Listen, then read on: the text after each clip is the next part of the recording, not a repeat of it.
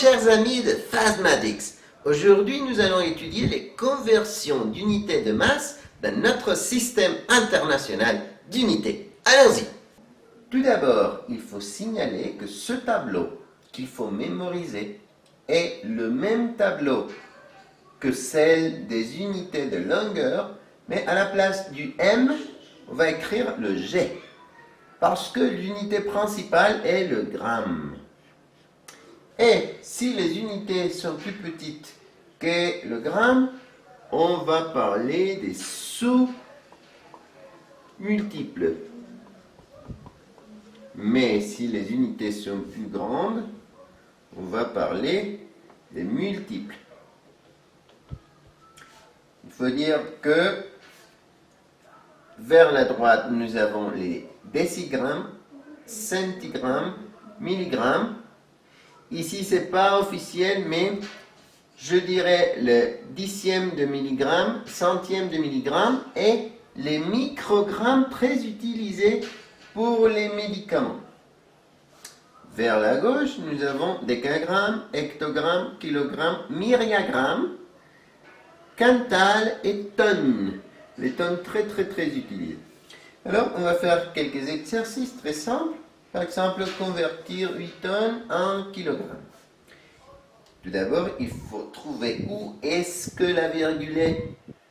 Si on ne voit pas la virgule, elle sera à la fin. Alors, si ici c'est écrit tonne, on cherche l'abréviation tonne et on écrit la virgule à la fin de l'abréviation. On voit que vers la gauche, nous avons un 8. Et on va effacer la virgule et on va aller jusqu'à kilogramme. À la fin de l'abréviation kilogramme, on met la virgule. Alors, on remplit avec des zéros et le résultat sera 8000 kilogrammes.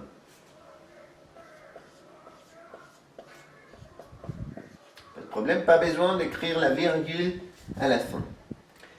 Deuxième exercice, 900 grammes en hectogrammes. Alors, on trouve la virgule, si on ne la voit pas, elle est à la fin. Et comme c'est écrit ici gramme, nous cherchons l'abréviation gramme, on écrit là la virgule, on voit qu'il y a un 009 vers la gauche, et on va effacer la virgule pour aller jusqu'à hectogramme. On va vers hectogramme jusqu'à la fin, et c'est tout bon.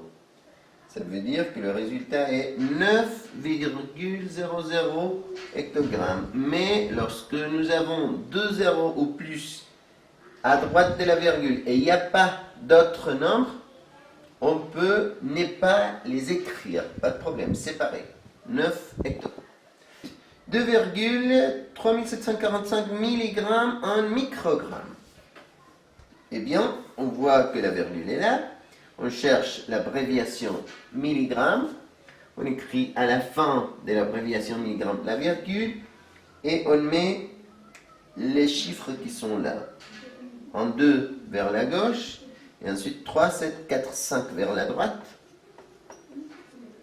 Si on sort du tableau, pas de problème. Et on efface la virgule, et on va vers microgramme, on la met à la fin de l'abréviation microgramme. Donc le résultat est 2374,5 microgrammes. Et finalement, nous allons convertir 0,87 centigrammes en quintal. Donc on regarde où est la virgule. Et comme c'est centigrammes, on va chercher les centigrammes. Nous écrivons la virgule là, où l'abréviation finit.